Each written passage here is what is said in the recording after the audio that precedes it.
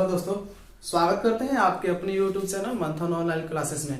एक बार फिर हम दोबारा एक नए यूज के साथ उपस्थित हुए हैं जिसका इस्तेमाल करना सीखेंगे एज ऑफ नाउ। इसका मतलब होता है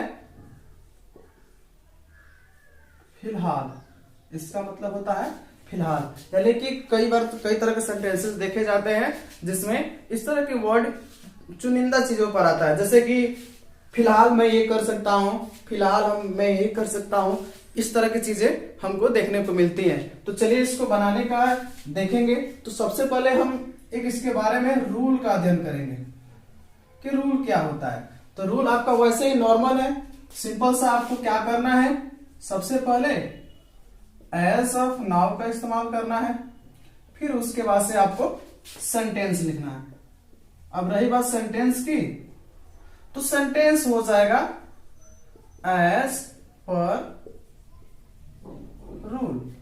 अब जो सेंटेंस होगा, जिस भी कैटेगरी का सेंटेंस होगा, उस कैटेगरी के अनुसार इसमें हम इस्तेमाल कर सकते हैं। यानी कि अगर हम दूसरे शब्दों में कहें तो आपको क्या लगाना है, सब्जेक्ट लगाना है, हेल्पिंग वर्ब लगाना है, उसके बाद से आपको रखना है मेन वर्ब या वर्ब का पहला रूप, फिर उसके बाद से आपको ले लेना है क्या, अदर वर्ड। ठीक है, इस तरह से सेंटेंसेस आपको बनाने होंगे।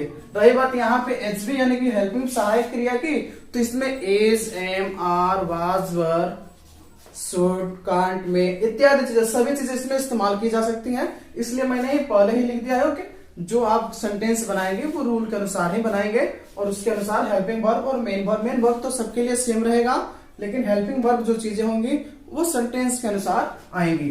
चलिए एक एग्जाम्पल के तौर पे अगर हम देखें, अगर हम एक एग्जाम्पल ले लेते हैं तो देखिए,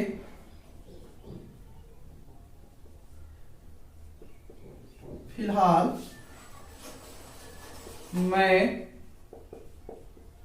किसी और का हूं। फिलहाल मैं किसी और का हूं। दूसरा एग्जाम्पल की अगर मैं बात करूं, फिर लिख देता हूं, फिलहाल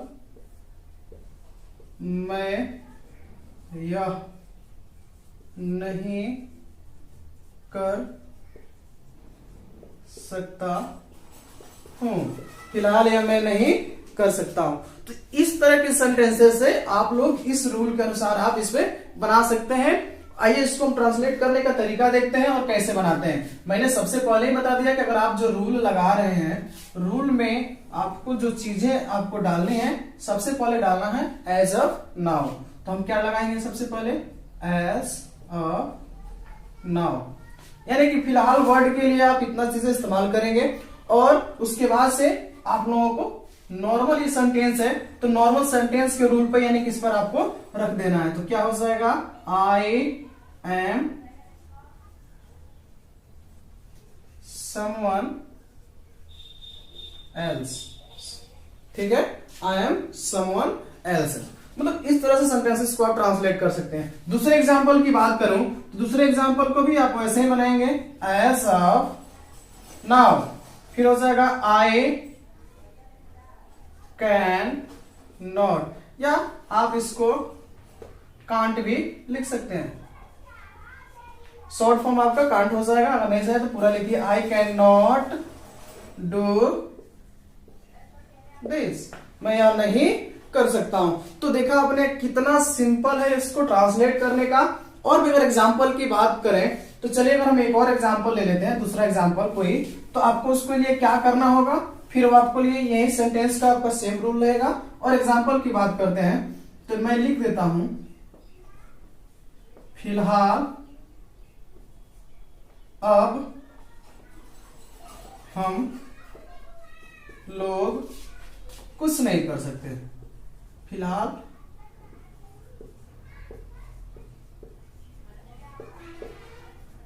अब हम लोग कुछ नहीं कर सकते हैं। यानी कई बार ऐसे सेंटेंसेस आते हैं जिसमें आप लोगों को कोई भी कार्य करने की अनुमति नहीं होती है या आप नहीं कर पाते हैं, तो उसके लिए एक सेंटेंस बनता है जिसके आप कह सकते हैं कि फिलहाल अब हम लोग कुछ नहीं कर सकते हैं। तो इसको हम लोग कैसे ट्रांसलेट करेंगे, सेम आपका हो जाएगा एज ऑफ नाउ, हो जाएगा अब हो जाएगा वी कांट, या नहीं लगाना चाहते हैं तो कैन नॉट कर लीजिएगा। ठीक है, पूर्ण रूप से कैन नॉट लिखिए या कांट लिखिए। We can't do anything, we can't do anything. देखा कितना आसान हुआ एकदम बनाना। तो इस तरह से छोटे छोटे सेंटेंसेस अपने लाइफ में ट्रांसलेट करने के लिए आप सीखेंगे। चलिए आप लोगों के लिए कुछ एक दो एग्जांपल मैं दे देता हूं जिसको आप ट्रांसलेट कर सकते हैं, और ट्रांसलेट करके इसका आंसर आप हमें कमेंट कर सकते हैं। तो चलिए मैं लिख देता हूं।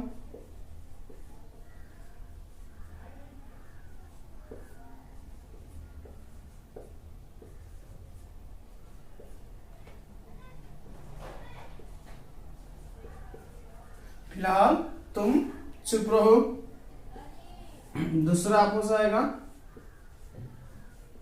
फिलहाल अब तुम घर जा सकते हो। फिलहाल अब तुम घर जा सकते हो। इन दो ट्रांसलेशनों को आप ट्रांसलेट करिएगा और इसका आंसर हमें कमेंट बॉक्स में दीजिएगा। चलिए, अगर ये आपको सेंटेंस या अन्य चीजें, रूल आपको अगर पसंद आता है तो हमारे चैनल को सब्सक्राइब करें। धन्यवाद।